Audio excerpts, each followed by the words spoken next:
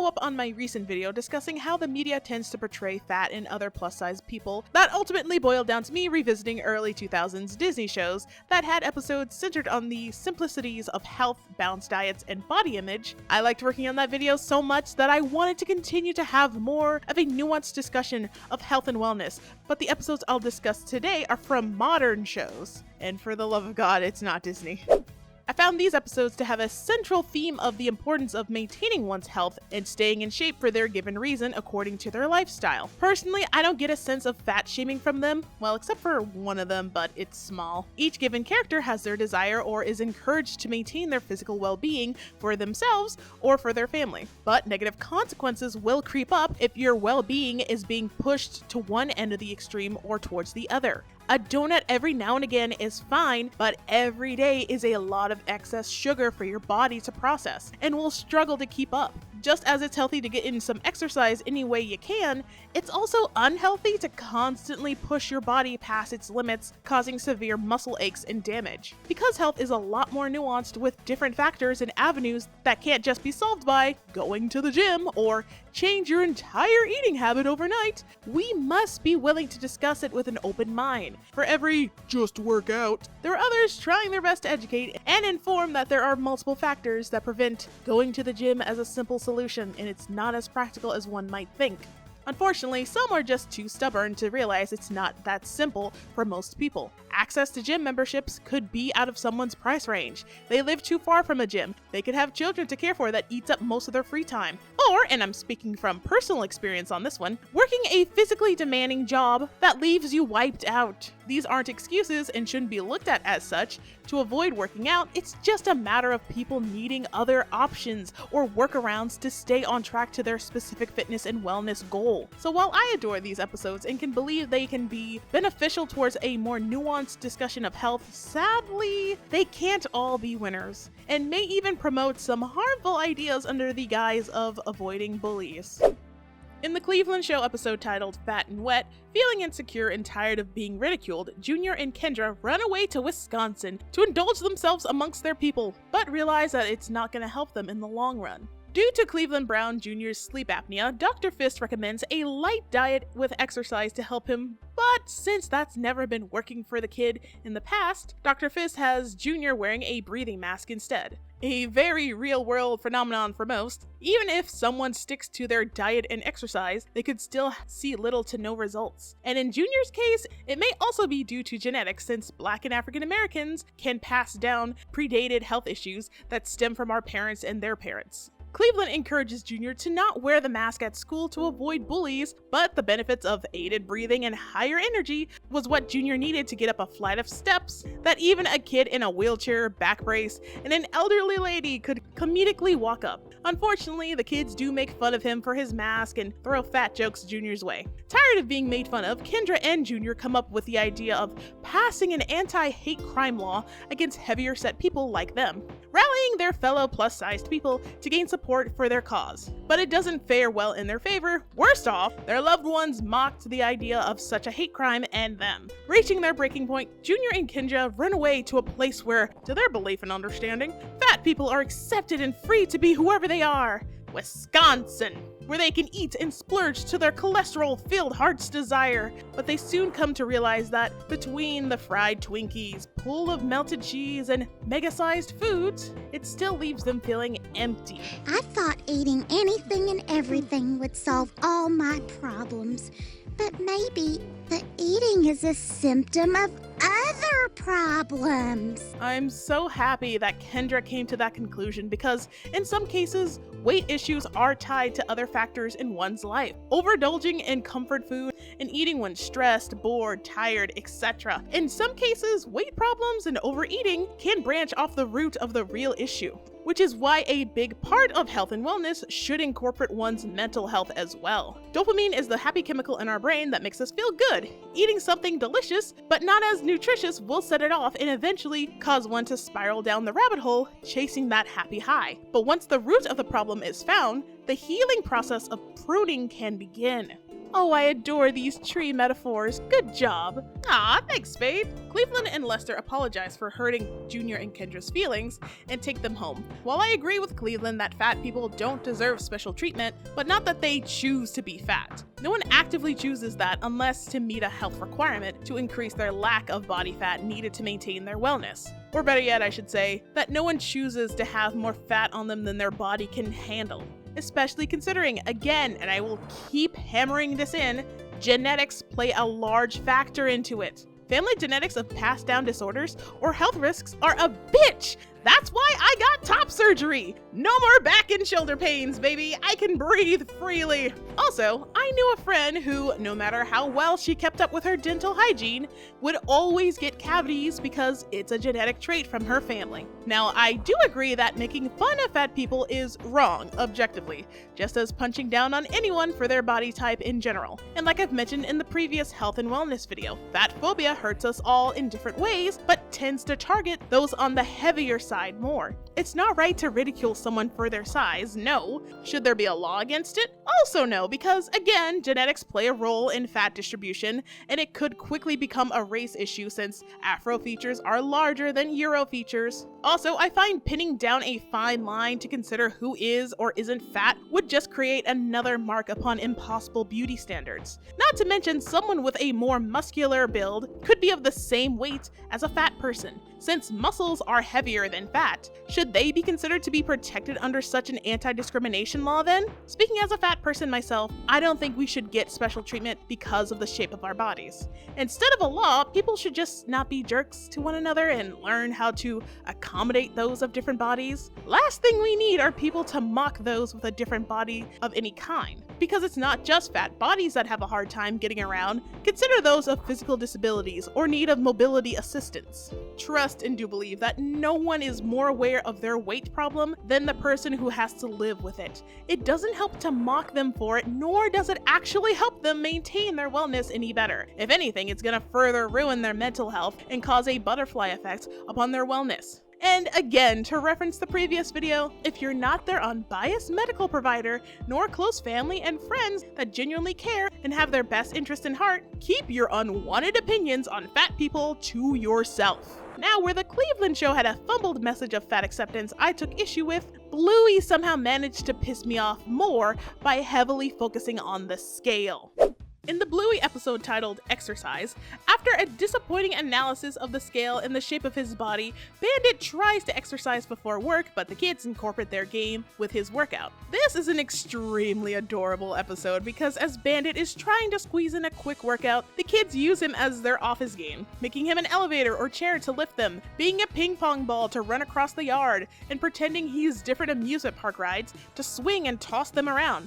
It's so precious, knocking out two birds with one stone by having their playtime also be his workout. But as great as this episode was, it actually stirred up controversy when it first aired due to the opening scene of Bandit on the scale and checking his body in front of the girls, as well as Chili having the same disappointed demeanor on the scale. It sparked outrage, parents and health professionals calling the episode fat-shaming and stigmatizing weight, while detractors defended it due to the importance of health and exercise. The main issue stems from how the episode started, and I believe it should have started similar to where it ended, with Bandit having come from the doctors and being advised to be more active for his own health. Since as an older man who is raising two kids and works, I can imagine that he doesn't have much free time nor the energy to be active. Now, I'm sure that the writers and creative team of Bluey had the best intentions with this episode, as they do with every episode of Bluey, going above and beyond to showcase the realistic balance that comes from raising a family that most children's media don't even consider. The episode makes exercising look really fun, and I bet it gave a lot of parents creative ideas for not just games for their kids,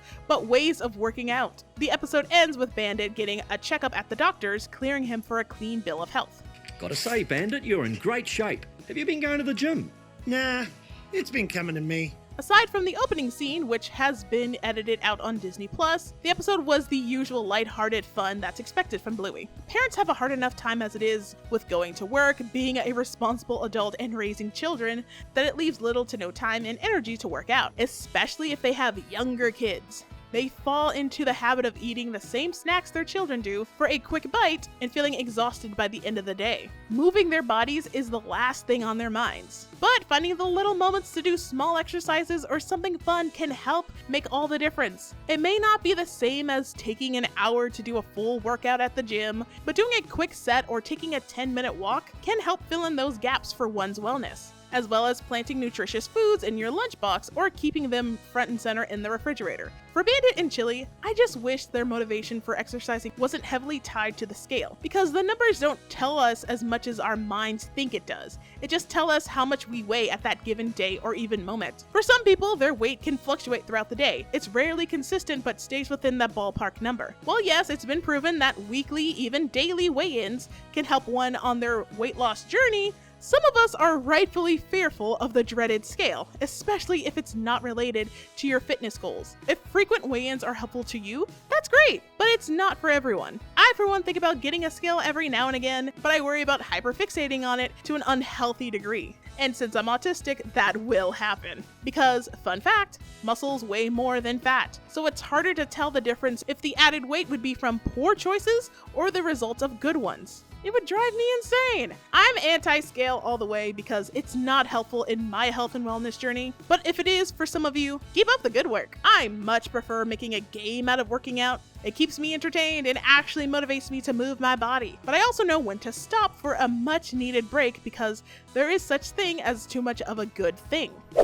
In the Amazing World of Gumball episode titled The Diet, Gumball and Darwin help their dad Richard with his diet. Unfortunately, it worked too well, turning him into a muscle-bound jerk that's somehow even more of a danger to the neighborhood than before. The episode doesn't make it known why Richard has suddenly started dieting, but for whatever reason it may be, he's doing it completely wrong. Doing every diet at once and rewarding himself for dieting just leaves the house empty of food, and Richard's health steadily declining as he grows larger and more sluggish. So the kids take it upon themselves to help Richard diet properly, starting with gathering all the hidden foods he's stashed in the house. Later, to pick up the pace, the kids put their father through a montage of training, motivated by his favorite thing in the world.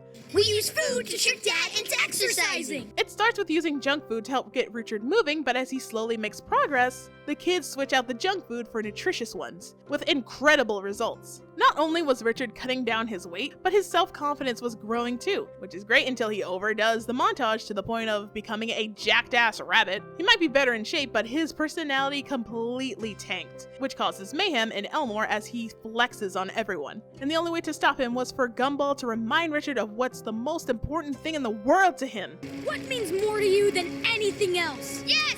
Remember your family! No food! Damn, out of all the episodes to not have Nicole in them, would have loved to have seen her reaction to buff Richard. So exactly what's the lesson to be learned here? In all honesty, I don't think there is a greater lesson to be learned from here. Richard just likes food, and he's at his best, personality-wise, when he gets to eat, though I think he could stand to have more color on his plate and less grease. Richard likes to eat, so he could find some nutritious foods that he'd like too. Maybe there's a lesson in incorporating more nutritious foods as he ransacks the fridge.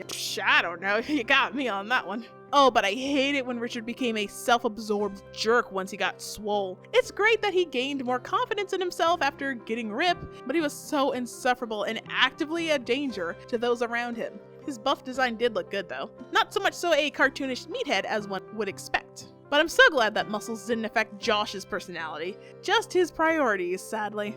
In the Close Enough episode titled Josh Gets Shredded, Josh tries to get into better shape so he can lift his daughter, Candace, during playtime, but gets caught up in the gym lifestyle and his gains that he became too busy to play with her. I really miss Close Enough. It had a rough journey coming to air on TBS, just to be moved to Max and got wiped off the face of the streaming site. It was a breath of fresh air for adult animation, and though it was no regular show, but it was close enough. I loved how the episode starts with a short montage of Josh and Candace's relationship since she was born, how much he really cares and loves his daughter, wanting to give her the best playtime he can, up until the present day where he can no longer lift her as easily as he could when she was smaller. Josh is sent to the hospital where the doctor informs him that the only way he could ever pick up his daughter again is if he builds up his core strength through exercise. You need to work on your core if you want to get better.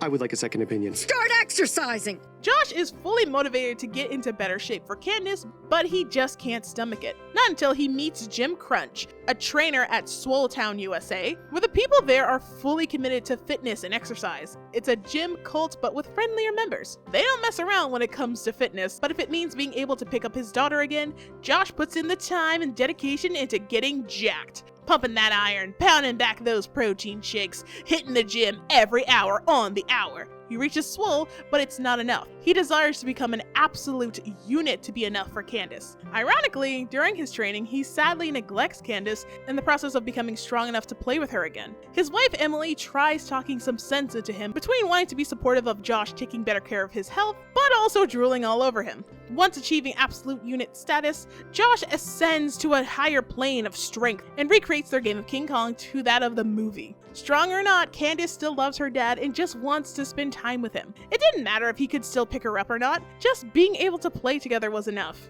I lost all my gains. That's okay. I liked Strong Dad, but I love Dad. Gosh, I miss this show. It deserves so much better. Though Josh lost himself in the protein powdered sauce, I love that his motivation to get into shape was for his daughter. Now this is the direction the Bluey episode should have gone into, in my opinion, and as he gradually gained muscle mass, his character design was really good. He got wider and bigger and probably weighed half a ton since muscles are heavier than fat. It would make no sense if he was shaped like a bodybuilder since sculpted muscles are more for show than they are being of use. I really like the direction they went with every design as he gradually grew more buff. Also, I love that Josh kept his airheaded, happy-go-lucky personality as he was getting shredded. Aside from overconfidence, I don't know what it is about massive gains that turns a person into a douchebag, but I'm so glad that that didn't affect Josh and that it wasn't a conflict for the episode. I think Josh was plenty strong enough at the swole level to play with Candace. He didn't need to reach absolute unit status. If having too much fat on your body isn't good for you, then I'm sure getting overly muscular